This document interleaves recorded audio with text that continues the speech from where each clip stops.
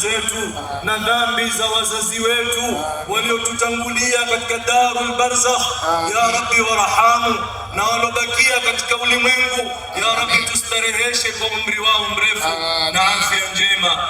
Nchi ya Tanzania ya Rabbal alamin izidishie amani, na Watanzania ya Rabbal alamin wazidishie imani, wawapende viongozi wao, wawe watiifu kwa viongozi wao, wawaheshimu viongozi wao, sana sana rais wao Mama Samia Suluhu Hassan. Mwenyezi Mungu azidi kumhifadhi, ampe maisha ya furaha, ampe mafanikio zaidi na zaidi katika kuihudumikia nchi yake na wananchi wa Tanzania.